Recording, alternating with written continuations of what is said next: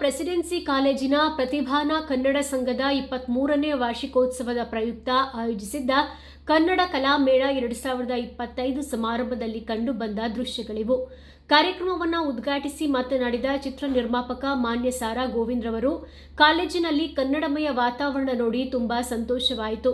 ಕನ್ನಡ ನಾಡು ನುಡಿ ನೆಲಜಲದ ಬಗ್ಗೆ ಎಲ್ಲರಲ್ಲಿಯೂ ಜಾಗೃತಿ ಮೂಡಿಸುವುದರ ಜೊತೆಗೆ ಭಾಷೆಯನ್ನು ಉಳಿಸಿ ಬೆಳೆಸೋ ನಿಟ್ಟಿನಲ್ಲಿ ಯುವ ಜನಾಂಗದ ಪಾತ್ರ ಪ್ರಮುಖವಾಗಿದೆ ಎಂದು ತಿಳಿಸಿದರು. ಬೆಂಗಳೂರು ವಿಶ್ವವಿದ್ಯಾಲಯದ ಸಿಂಡಿಕೇಟ್ ಸದಸ್ಯೆ ಮಾನ್ಯ ಕೆ ಶರೀಫಾ ರವರು ಮಾತನಾಡಿ, ಕನ್ನಡ ಎಂದರೆ ಕೇವಲ ಭಾಷೆಯಲ್ಲ, ಅದರಲ್ಲಿ ನಮ್ಮ ಬದುಕು ಇದೆ. ಅನ್ನದ ಮೂಲಕ ಭಾಷೆಯಾಗಿ ಕನ್ನಡವನ್ನು ಅಳವಡಿಸಿಕೊಂಡಾಗ ಮಾತ್ರ ಭಾಷೆಯ ಅಭಿವೃದ್ಧಿ ಸಾಧ್ಯವಾಗುತ್ತದೆ. ಶಾಲಾ ಕಾಲೇಜು ಹಾಗೂ ವಿಶ್ವವಿದ್ಯಾಲಯಗಳಲ್ಲಿ ಕನ್ನಡವನ್ನು ಉಳಿಸಿ ಬೆಳೆಸುವ ಕಾರ್ಯ ಆಗಬೇಕಾಗಿದೆ ಎಂದು ಅಭಿಪ್ರಾಯಪಟ್ಟರು. ವಿದ್ಯಾರ್ಥಿಗಳಿಂದ ಭರತನಾಟ್ಯ, ಕಿರುನಾಟಕ, ಹಾಡು, ಕುಣಿತ, ಜಾನಪದ ನೃತ್ಯ, ವೀಣಾವಾದನ, ಫ್ಯಾಷನ್ ಶೋ, ಕಲಾವಿದರಿಂದ ಜಾದೂಗಾರಿಕೆ, ಡೊಳ್ಳು ಕುಣಿತ, ಯಕ್ಷಗಾನ ಮತ್ತಿತರ ಸಾಂಸ್ಕೃತಿಕ ಕಾರ್ಯಕ್ರಮಗಳನ್ನು ಏರ್ಪಡಿಸಲಾಗಿತ್ತು. ಸಾಹಿತಿ ಟಿ ಯಲ್ಲಪ್ಪ, ನಟಿ ಕಾರುಣ್ಯರಾಮ್, ಪ್ರೆಸಿಡೆನ್ಸಿ ಶಿಕ್ಷಣ ಸಂಸ್ಥೆಯ ಉಪಾಧ್ಯಕ್ಷ ಸುಹೇಲ್ ಅಹಮದ್, ಪ್ರಾಂಶುಪಾಲರಾದ ಡಾಕ್ಟರ್ ಪ್ರದೀಪ್ ಕುಮಾರ್, ಶೈಕ್ಷಣಿಕ ಸಂಯೋಜಕ ಗೌಹರ್, ಎಂಬಿಎ ವಿಭಾಗದ ಡೀನ್ ಚಂದನ್ ಚಾವಡಿ, ಕನ್ನಡ ಪ್ರಾಧ್ಯಾಪಕ ಪ್ರಭುದೇವ ಸಿ ಮತ್ತಿತರರು ಉಪಸ್ಥಿತರಿದ್ದರು.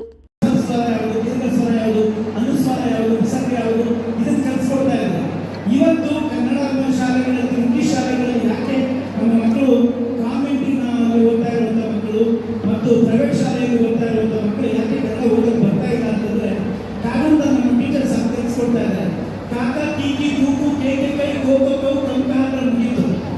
ಈ ಟೀಚರ್ ಈಗ ಕಲಿಸ್ಕೊಡ್ತಾ ಅವ್ರಿಗೆ ಕಾತಲ ಕೆಟ್ಟು ಕಾಕ ದೀರ್ಘ ಕಾಕ ಸುಗ್ಗಿ ಅವರು ಸುದೀರ್ಘ ಹಾಕಿ ಕಾಕೋ ಬುಕ್ಕು ಕಾಕೊಂಡು ದೀರ್ಘ ಹಾಕು ಕಾಗೆ ಒಟ್ಟು ಸುಳಿಗಳು ಕಾಕೇತ್ವಕ್ಕೆ ಕೈತ್ವಗಳು ಈ ಥರ ಈಗ ಹೇಳ್ಕೊಡ್ತಾ ಇಲ್ಲ. ಕನ್ನಡ ಟೀಚರ್ಸೇ ಈಗ ಹೇಳ್ಕೊಡ್ತಾ ಇದ್ರು. ಸ್ವರಗಳನ್ನಾಗಲಿ, ವ್ಯಂಜನಗಳನ್ನಾಗಲಿ, ಕಾಗುಣಿತಗಳನ್ನಾಗಲಿ ಅದರ ಪರಿಶುದ್ಧವಾದ ರೀತಿಯಲ್ಲಿ ಹೇಳ್ಕೊಡ್ತಾ ಇದ್ದಾರೆ. ಡಿಗ್ರಿಯಲ್ಲಿ ನಮ್ಮ ಕನ್ನಡ ಮಕ್ಕಳು ಏನು ಪಾಸ್ ಆಗ್ತಾರೆ, ಕನ್ನಡದಲ್ಲಿ ನಮ್ಮ ಮಗಳು ಫೇಲ್ ಆಗ್ತಾ ಇದ್ದಾರೆ, ಮಗ ಫೇಲ್ ಆಗ್ತಾ ಇದ್ದಾರೆ ಅಂತ ಹೇಳ್ಕೊಳ್ಳೋದೇ ಕನ್ನಡ ಪ್ರೇಕ್ಷಕರಿಗೆ, ಪೋಷಕರಿಗೆ ಒಂದು ಹೆಮ್ಮೆ ಆಗ್ತದೆ. ನನ್ನ ಮಗಳಿಗೆ ಅವ್ರು ಹೇಳ್ತಾರೆ, ಜಡ ಹಾಕೊಳ್ಳೋಕೆ ಬರಲ್ಲ, ಸೀರೆ ಉಟ್ಕೊಳ್ಳೋಕೆ ಬರಲ್ಲ, ಲಂಗದಾವಣಿ ಹಾಕೊಳ್ಳೋಕೆ ಬರಲ್ಲ, ಸುತ್ತಾರ ಮಾಡೋಕ್ಕೆ ಬರಲ್ಲ, ಬಸ್ಸಾರು ಮಾಡೋಕ್ಕಾಗಲ್ಲ, ಉಪಯೋಗಿಸಿ ಮಾಡೋಕ್ಕೆ ಬರಲ್ಲ ಅಂತ ಹೇಳ್ಕೊಳ್ಳೋದು ಕನ್ನಡದ ತಂದೆ ತಾಯಿಗಳ ಹೆಮ್ಮೆ ಆಗ್ತದೆ.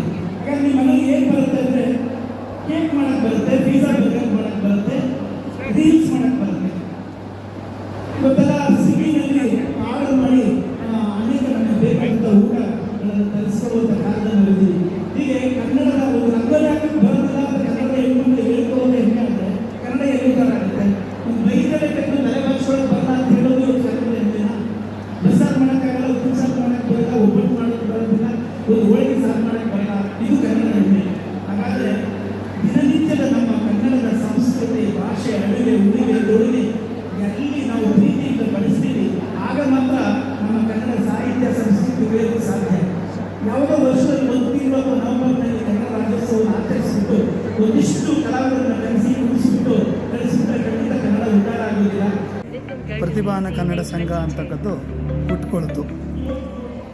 ಅವತ್ತಿನಿಂದ ಇವತ್ತಿನವರೆಗೂ ಸತತವಾಗಿ ಪ್ರತಿ ವರ್ಷವೂ ಕೂಡ ಕನ್ನಡದ ವಿದ್ಯಾರ್ಥಿಗಳು ಕನ್ನಡ ಹಬ್ಬವನ್ನು ವಿಜೃಂಭಣೆಯಿಂದ ಆಚರಿಸ್ತಾರೆ. ಇದೊಂದು ಮರೆಯಲಾಗದ ನೆನಪಾಗಿ ಉಳ್ಕೊಳ್ಳುತ್ತೆ ಸರ್. ಪ್ರತಿ ವರ್ಷವೂ ಕೂಡ ಕರ್ನಾಟಕದ ಶ್ರೇಷ್ಠ ಕವಿಗಳು, ಲೇಖಕರು, ಸಿನಿಮಾ ನಟರು, ಅನುಭವಿಗಳು ಎಲ್ಲರನ್ನ ಕರೆದು ಈ ವೇದಿಕೆಯ ಮೇಲೆ ವಿದ್ಯಾರ್ಥಿಗಳಿಗೆ ಸಾಹಿತ್ಯದ ಔತಣವನ್ನು ಉಣಬಡಿಸ್ತೇವೆ. ಪ್ರತಿ ವರ್ಷವೂ ಒಂದು ಪರಿಕಲ್ಪನೆಯನ್ನು ಇಟ್ಕೊಂಡು ನಾವು ಕನ್ನಡ ಹಬ್ಬವನ್ನು ಮಾಡ್ತೇವೆ. ಕರುನಾಡ ವೈಭವ, ಕರುನಾಡ ಸಿರಿ, ಕರುನಾಡ ಸಂಭ್ರಮ, ಕರುನಾಡ ಕಲಾಮೇಳ ಈ ವರ್ಷ ತುಂಬ ಅದ್ಧೂರಿಯಾಗಿ ನಡೀತು. ಈ ಕಾರ್ಯಕ್ರಮಕ್ಕೆ ಕನ್ನಡ ಚಲನಚಿತ್ರ ಮಂಡಳಿಯ ಸಾರಾ ಗೋವಿಂದ ಸರ್ ಅವರು ಬಂದು ವಿದ್ಯಾರ್ಥಿಗಳಿಗೆ ಸಾಹಿತ್ಯದ ರಸದೌತಣವನ್ನು ಕೊಟ್ಟರು. ಕರ್ನಾಟಕದ ಕನ್ನಡ ಸಾಹಿತ್ಯದಲ್ಲೇ ಸಾಧನೆಯನ್ನು ಮಾಡಿರುವಂಥ, ರಾಜ್ಯೋತ್ಸವ ಪ್ರಶಸ್ತಿಯನ್ನು ಪಡೆದುಕೊಂಡಂಥ ಮೊದಲ ಮುಸ್ಲಿಂ ಮಹಿಳೆ ಆಗಿರುವಂಥ ಕೆ ಶರೀಫಾ ಮೇಡಮ್ ಅವರು ಬಂದು ವಿದ್ಯಾರ್ಥಿಗಳನ್ನು ಕುರಿತು ಮಾತನಾಡಿದರು. ಪ್ರಾಧ್ಯಾಪಕರು, ವಿಮರ್ಶಕರು, ಚಿಂತಕರು ಆಗಿರುವಂಥ ಪಿ ಯಲ್ಲಪ್ಪ ಸರ್ ಅವರು ಬಂದು ಈ ಕಾರ್ಯಕ್ರಮವನ್ನು ಉದ್ದೇಶಿಸಿ ಮಾತನಾಡಿದರು. ಅದ ನಂತರದಲ್ಲಿ ಡೊಳ್ಳು ಕುಣಿತ, ಯಕ್ಷಗಾನ, ವೀರಗಾಸೆ, ತಮಟೆ, ಹೀಗೆ ನಮ್ಮ ಕನ್ನಡ ಸಾಹಿತ್ಯದ ವಿವಿಧ ಪ್ರಕಾರದ ಎಲ್ಲ ಕಲೆಗಳು ನಮ್ಮ ಕನ್ನಡದ ವೇದಿಕೆ ಮೇಲೆ ವಿಜೃಂಭಿಸ್ಕೊಳ್ತಾವೆ ಸರ್. ನಮ್ಮ ಉದ್ದೇಶ ಒಂದೇ, ಕರ್ನಾಟಕದಲ್ಲಿ ಕನ್ನಡ ಉಳಿಬೇಕು ಅಂಥೇಳಿ ನಾವು ಕಾಲೇಜಿನ ಲೆವೆಲಲ್ಲಿ ಕನ್ನಡದ ವಿದ್ಯಾರ್ಥಿಗಳನ್ನು ಸಿದ್ಧಗೊಳಿಸಿ ಪಠ್ಯದ ಜೊತೆಗೆ ಪಠ್ಯೇತರ ಚಟುವಟಿಕೆಗಳನ್ನು ಕೂಡ ಮಾಡಿ ವಿದ್ಯಾರ್ಥಿಗಳ ಸರ್ವತೋಮುಖ ಅಭಿವೃದ್ಧಿಗೆ ಇದು ಕನ್ನಡ ಹಬ್ಬ ಅಂತಕ್ಕದ್ದು ಸಾಕ್ಷಿಯಾಗುತ್ತೆ ಸರ್. ತಮ್ಮ ಹೆಸರು? ಸರ್, ನಾನು ಈ ಕಾಲೇಜಿನಲ್ಲಿ ಸುಮಾರು 11 ವರ್ಷಗಳಿಂದ ಪ್ರಾಧ್ಯಾಪಕನಾಗಿ ಸೇವೆ ಸಲ್ಲಿಸ್ತಾ ಇದ್ದೀನಿ. ನನ್ನ ಹೆಸರು ಪ್ರೊಫೆಸರ್ ಪ್ರಭುದೇವ ಅಂತ ಸರ್. ಇದು ಬಂತಲ್ಲ ಉದಾರೀಕರಣ, ಜಾಗತೀಕರಣ, ಇದ್ರ ಮಧ್ಯೆ ಜನ ಒಂದು ಕಾಲು ಇಲ್ಲಿ ಇಂಡಿಯಾನಲ್ಲಿಟ್ಟರೆ ಇನ್ನೊಂದು ಕಾಲು ಅಮೇರಿಕಾದಲ್ಲಿ ಇರಬೇಕು ಅಂತ. ಇಂತಹ ಸಂದರ್ಭದಲ್ಲಿ ಇಂಗ್ಲೀಷ್ ಅವಶ್ಯಕತೆ, ನಾವು ಇಂಗ್ಲೀಷಲ್ಲೇ ಓದಬೇಕು ಅಂತ ಹೇಳ್ತಾರೆ. ಆದರೆ ನಾವು ಹಿಂದಿಂದೆಲ್ಲ ನೋಡ್ಕೊಂಡ್ಬಂದರೆ ಹೋದಂತಹ ಬಹಳಷ್ಟು ವಿಜ್ಞಾನಿಗಳು ಕನ್ನಡದಿಂದ ಬಂದವರು. ಕನ್ನಡದಿಂದ ಬಂದು ಕನ್ನಡಕ್ಕಾಗಿ ಸೇವೆ ಸಲ್ಲಿಸೋದನ್ನು ಬಿಟ್ಟು ವಿದೇಶಕ್ಕೆ ಹೋಗುವುದನ್ನೇ ಆದರ್ಶವಾಗಿ ಇಟ್ಕೊಂಡಿದ್ದಾರೆ ಮಕ್ಕಳು. ಇದು ದುರಂತ. ಇವತ್ತು ಈ ಪ್ರೆಸಿಡೆನ್ಸಿ ಕಾಲೇಜಿನಲ್ಲಿ ಪ್ರತಿಭಾನ ಕಲಾ ಸಂಘದಿಂದ ಒಂದು ಕನ್ನಡ ಕಲಾ ಮೇಳ ಅಂತ ಮಾಡ್ತಾಯಿದ್ದಾರೆ. ಕಲೆಗಳು ಇಲ್ಲಿ ನೃತ್ಯ ಬಂತು, ಹಾಡು ಬಂತು, ಭಾಷಣ ಬಂತು, ಆಟ, ಊಟ, ಪಾಠಗಳು ಎಲ್ಲವೂ ಬಂತು. ಶಿಕ್ಷಕರು ಅದರ ಹಿಂದೆ ತುಂಬ ಗಂಭೀರವಾಗಿ ಪ್ರಯತ್ನ ಮಾಡ್ತಾ ಇದ್ದಾರೆ. ಆದರೂ ಇತ್ತೀಚಿನ ಬದಲಾವಣೆಗಳ ಗಾಳಿ ಇದೆ ಅಲ್ಲ, ಈಗ ಆರ್ಟಿಫಿಷಿಯಲ್ ಇಂಟೆಲಿಜೆನ್ಸಿ ಸಮಯದಲ್ಲಿ ಮಕ್ಕಳು ಕನ್ನಡವನ್ನು ಹೆಂಗೆ ಉಳಿಸ್ಕೊಂಡು ಹೋಗಬೇಕು ಅಂತ ನಾವು ಚಿಂತನೆ ಮಾಡಿದ್ದೀವಿ. ಕನ್ನಡ ಅಂದರೆ ಅದು ನಮ್ಮ ಬದುಕು, ಭಾಷೆ ಕೇವಲ ಭಾಷೆ ಅಲ್ಲ, ಅದರಲ್ಲಿ ನಮ್ಮ ಬದುಕಿದೆ. ಅದು ನಮಗೆ ಅನ್ನದ ಮೂಲದಿಂದ ಬರಬೇಕಾಗಿದೆ. ಅನ್ನ ಮೂಲವಾಗಿ ಬಂದಾಗ ಮಕ್ಕಳು ಅದನ್ನು ಅಧ್ಯಯನ ಮಾಡ್ತಾರೆ.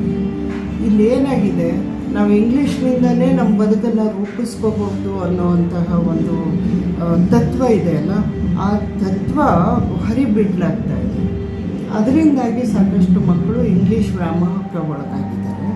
ಇಂಗ್ಲೀಷ್ ನಮಗೆ ಬೇಕು, ಕನ್ನಡ ಬೇಕು. ಹಿಂದೆ ಗೋಕಾಕ್ ಚಳುವಳಿಯಲ್ಲಿ ಭಾಗವಹಿಸಿದಂಥವರು ನಾವು. ಅವಾಗೆಲ್ಲ ಕನ್ನಡಕ್ಕೆ ತ್ರಿಭಾಷಾ ಸೂತ್ರವನ್ನು ನಿರ್ಧರಿಸಿದವರು. ಈಗ ದ್ವಿಭಾಷಾ, ನಮ್ಗೆ ಹಿಂದಿ ಬೇಡ ಅಂತ ಹೇಳ್ತಾ ಇದ್ದಾರೆ. ಇದೆಲ್ಲ ಆ ಕಾಲಕ್ಕೆ ಬದಲಾಗ್ತಾ ಇರ್ತವೆ ಸಿದ್ಧಾಂತಗಳು, ಆಮೇಲೆ ಜನರ ಬೇಡಿಕೆಗಳು, ಅವಶ್ಯಕತೆಗಳು, ಬದುಕಿನ ಒಂದು ಬೇಡಿಕೆಗಳಿದಾವಲ್ಲ, ಬದಲಾಗ್ತವೆ. ಮೊದಲು ಬಹಳ ಸರಳವಾಗಿತ್ತು ಬದುಕು, ಈಗ ಎಷ್ಟು ಕಾಂಪ್ಲಿಕೇಟೆಡ್ ಆಗ್ತದೆ.